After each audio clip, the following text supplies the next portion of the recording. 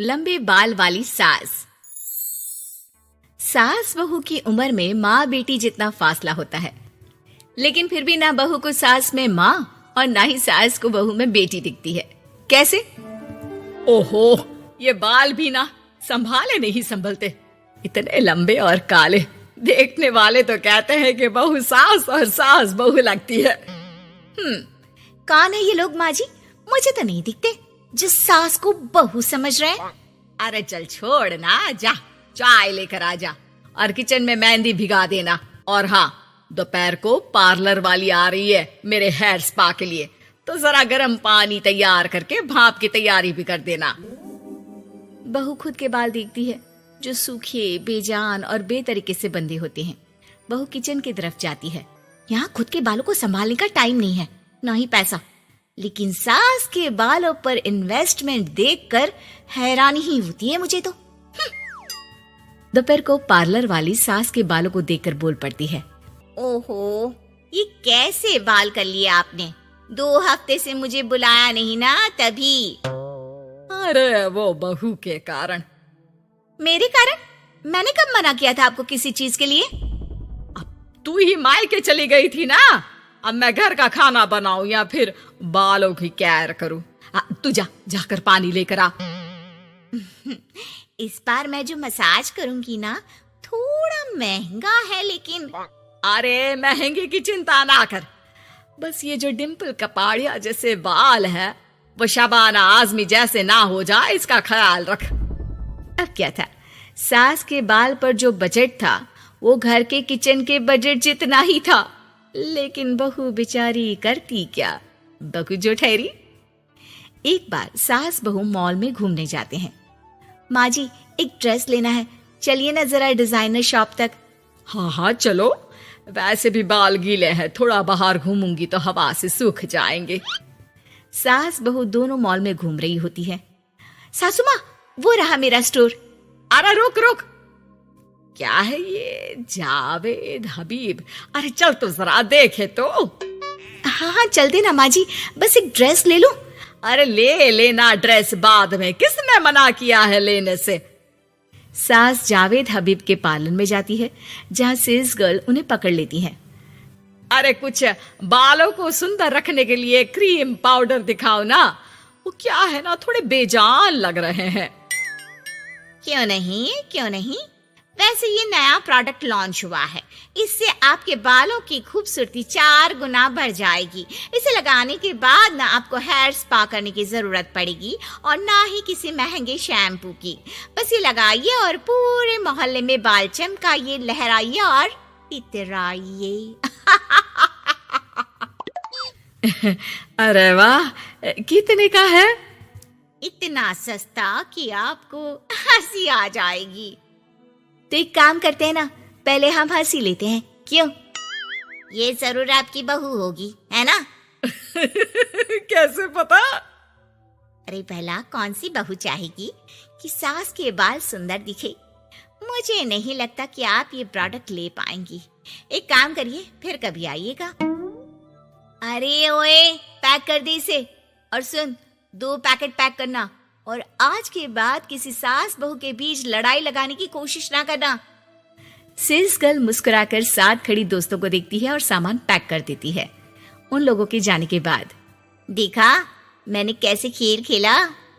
बहू मानती तो मुसीबत, और ना मानती तो भी मुसीबत। वहीं सामान लेकर सास भी खुश बाहर निकलकर बहू से कहती है, अरे वाह बहू, अब देखना मेरे बाल ना और ज्यादा सुंदर हो जाएंगे। अब तो लोग मुझे देखकर जलने लगेंगे। वैसे जलन से याद आया, तुझे भी तो ड्रेस लेनी थी ना, चल ले लेते हैं। रहने दीजिए, पैसे किसके पास है जो ड्रेस ले लूं? आप तो अपने बाल लहरा लहरा कर इतराइए। मैं कोई पुरानी ड्रेस ही पहन लूंगी। चलो वो भी ठीक है बहू। देख, हमेशा ना फालतू खर्चे से बचना चाहिए। मैं बिल्कुल फेवर में नहीं थी तेरी नई ड्रेस के लिए, फिर भी तुझे मना नहीं कर पा रही थी। बहू के तो मन में आता है कि सास की इस बात के बाद वो उन्हें इतना अच्छा करारा जवाब दे, लेकिन चुप हो जाती है। सास का बालों को लहराना और इतराना यूं ही चल रहा था। एक दिन, माँ जी, न जाने क्यों चक्कर आ रहा है, लगता नहीं कि मैं काम कर पाऊंगी। मैं अपने कमरे में आराम करने जा रही हूँ। थोड़ी देर बाद पति भी आ जाता है। माँ, शिखा को कहीं देखा क्या? आज बहुत दिनों बाद घर की रसोई से इतनी अच्छी खुशबू आ रही है। मन तो कर रहा है कि बिना चेंज किए ही खाना खाने बैठ जाऊं। अरे बेटा, खाना आज मैंने बनाया है तो घर तो महकेगा ही। तेरी बीबी बीमार बैठी है।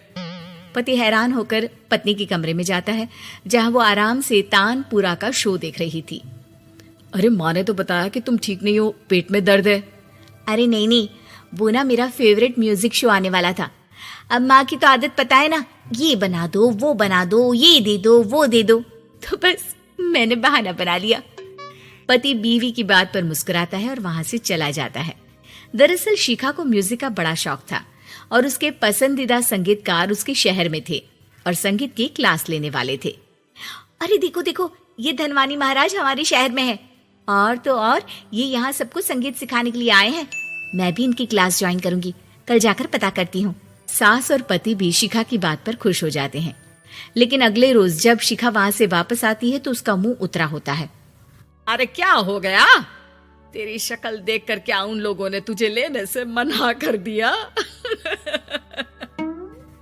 पहली बार बहू सास के ताने का कोई जवाब नहीं देती और चुपचाप जाकर कमरे में बैठ जाती है, जहां पति कहता है, अरे क्या हो गया मेरी अनारकली, क्यों मुंह लटका रखा है? अरे कुछ नहीं, बस ऐसे ही। सास कमरे के बाहर जाकर खड़ी हो जाती है। अरे मुझे तो बताओ, क्या हो गया? शिखा रोने लगती है और रोते रोते बताती है कि वो लोग 1 लाख रुपए में कोर्स करा रहे, मैं इतने पैसे कहाँ से लाऊं? पति भी चुप हो जाता है, क्योंकि वो जानता है कि इतने पैसे का तो वो भी इंतजाम नहीं कर पाएगा। देखिए ना, कैसे अपनी कला को बेच रहे हैं, लेकिन गलत भी क्या है, नामी गिरामी है। अरे कोई बात नहीं शिखा, मैं कोशिश करता हूँ किसी से उधार लेने की। जब कोर्स करके तुम खुद की क्लास खोलना, उससे जो पैसे आएंगे उससे फीस भर देना। पति कई लोगों से बात करता है, लेकिन उसे कहीं से पैसे नहीं मिलते। शाम को मुंह लटकाकर पति घर आता है। मैंने काफी कोशिश की, लेकिन कहीं इंतजाम नहीं हुआ। अरे कोई बात नहीं, मैं भी ना क्या करूंगी म्यूजिक सीखकर। वैसे भी कल आखिरी दिन है पैसे जमा करने के लिए। अब इतनी जल्दी कहाँ से आने वाला है पैसा? लेकिन अगले दिन, बहू ये ले पैसे, जा जाकर अपना नाम लिखवा दे संगीत की क्लास के लिए। बहू इतना सारा पैसा देखकर दंग रह जाती है। अरे माँ जी, आप कहाँ गई थी अभी, और ये इतने सारे पैसे कहाँ से आए?